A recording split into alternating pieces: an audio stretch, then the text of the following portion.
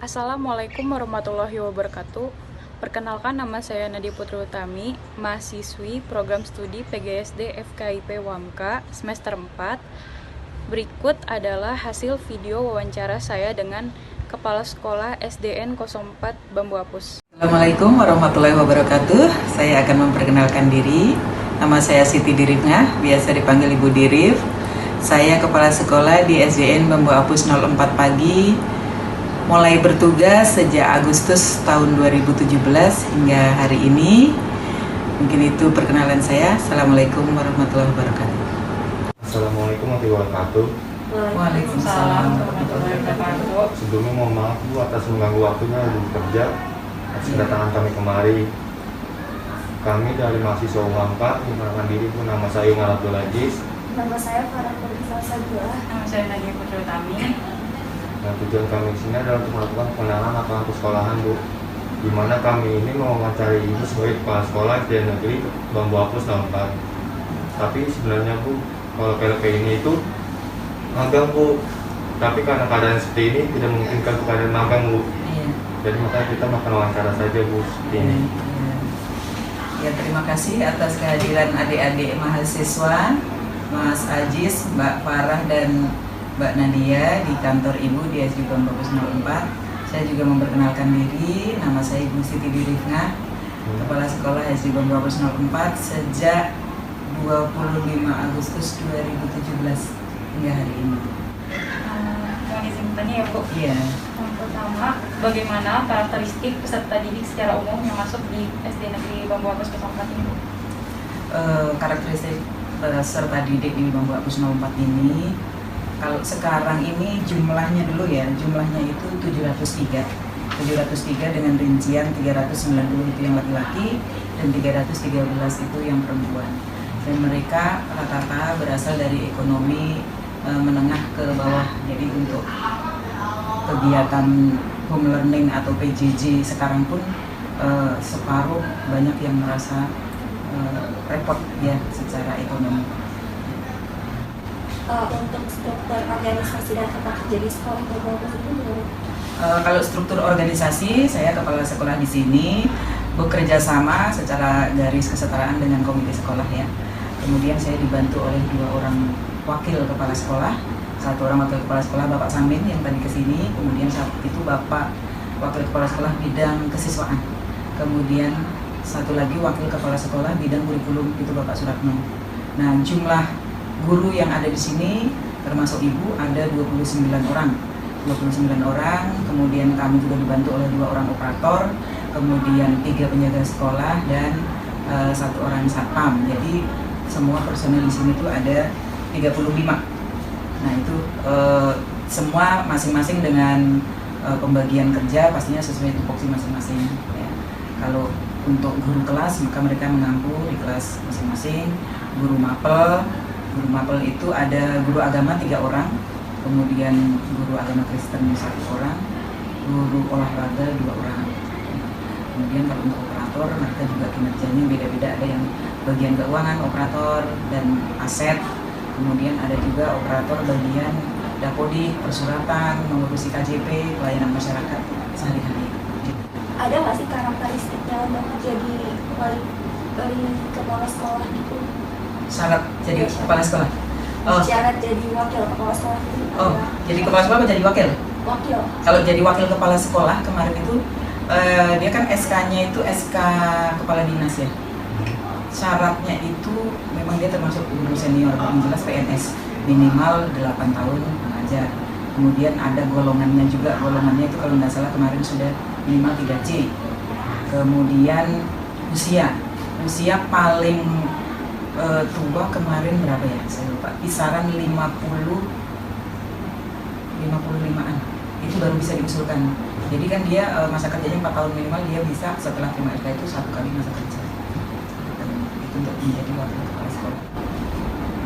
Bagaimana untuk implementasi tata tertib dan tata sekolah ini? Apakah sudah benar efektif atau efisien atau belum? Alhamdulillah kalau untuk implementasi dari tata tertib sekolah, saya rasa rata-rata SD sekarang apalagi di DKI itu pasti sudah terlaksana dengan baik karena memang kita kontrol betul. Tapi untuk Bambu Apus 4 kebetulan kita adalah sekolah yang bisa dibilang kami ini sekolah yang berprestasi. Kemarin kami mencapai lomba sekolah sehat juara 1 lomba sekolah sehat tingkat kota. Lalu kami maju lagi lomba sekolah sehat tingkat provinsi dan insya Allah dapat peringkat 3. Kabarnya begitu walaupun fisiknya belum kami terima. Kemudian prestasi yang terakhir itu ini sekolah pangan aman. Kemudian sekolah adiwiyata. Nah, prestasi-prestasi itu adalah prestasi yang dicapai oleh keseluruhan warga. Jadi tidak hanya kepala sekolahnya saja, tidak hanya gurunya saja, tapi harus kerjasama antara murid atau peserta didik, guru, bahkan kantin, kemudian satpam, bahkan termasuk komite. Jadi semua harus ada dukungan. Nah, ini mencerminkan keterlaksanaan dari tata tertib itu kan terlaksana. Kita tidak mungkin menjadi sekolah adiwiyata tanpa bisa melaksanakan bagaimana sih syarat-syarat untuk menjadi sekolah adiwiyata. Begitupun sekolah sehat. Begitupun sekolah pangan aman tingkat nasional untuk mencapai itu. Kegiatan apa saja yang dilakukan di sekolah yang merupakan kegiatan seremonial formal? Apakah terjadwal atau bersifat waktu tertentu?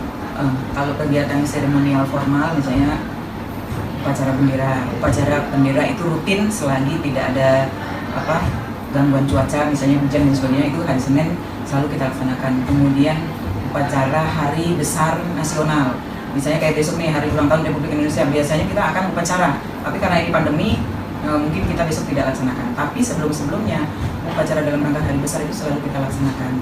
Kemudian apa lagi? Rapat ya. Kalau rapat, Ibu untuk rapat evaluasi kegiatan biasanya kita jadwalkan sebulan sekali untuk rapat evaluasi. Tapi kalau insidental harus ada informasi yang harus segera sampai ke guru, itu juga bisa rapat dadakan. Nah, yang selain rapat itu briefing. Biasanya briefing itu setiap hari Selasa pagi, waktu sebelum pandemi ya. Setelah pandemi ini biasanya briefingnya itu hari Senin habis zuhur. Kenapa habis zuhur? Karena setelah guru-guru itu selesai melaksanakan home learning, laporan udah siap, udah terkirim, sehingga udah nggak mikirin anak-anak, tinggal briefing. Misalnya kayak Senin kemarin Ibu ada briefing juga. Jadi biasanya briefing itu kisaran nggak sampai, paling lama 1 jam lah, ya 30 menit sampai 1 jam. Gitu. Tugasnya itu apakah dari kelas 4 atau semuanya? Tugas upacara? Iya. Tugas upacara itu dari anak-anak, kita gilir. Biasanya dari kelas 6 udah selesai, kelas 6 A, B, C, D sudah selesai, nurun ke kelas 5 gitu. Nanti suatu saat kita kasih kesempatan kelas 4, karena kelas 4 belum tentu langsung berani ya, jadi mereka harus melihat dulu. Karena biasanya kalau tahun kemarin itu kelas 4 itu masuk siang, ya, jadi kelas 5 sama kelas 6 bergilir.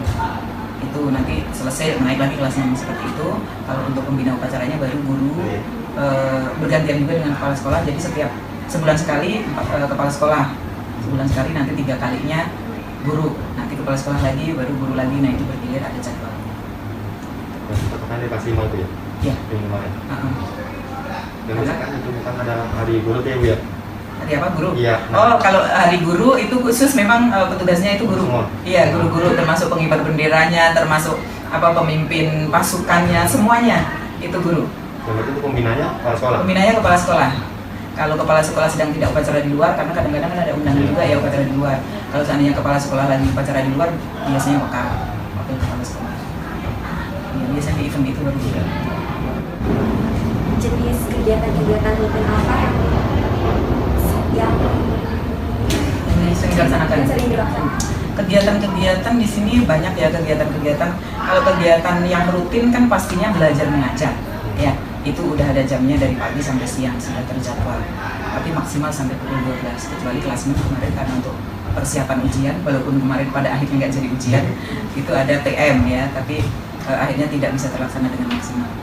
Nah, kalau yang dimaksud adalah kegiatan-kegiatan yang lain yang rutin, misalnya seperti kegiatan rohis setiap Jumat pagi, kemudian kegiatan pramuka setiap hari Selasa, kemudian kegiatan apel pokja karena kita sekolah sehat, jadi kita ada pokja-pokja, ada 8 pokja, itu apelnya setiap hari Rabu.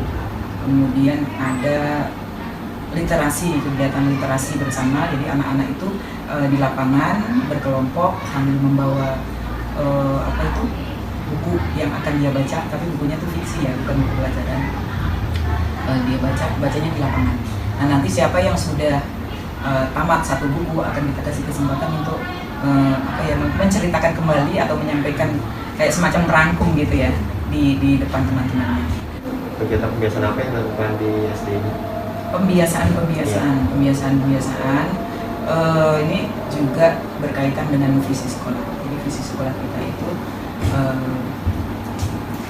anak menjadikan warga sekolah yang berakhlak mulia, jujur, disiplin, cinta lingkungan bersih dan sehat, serta unggul dalam prestasi.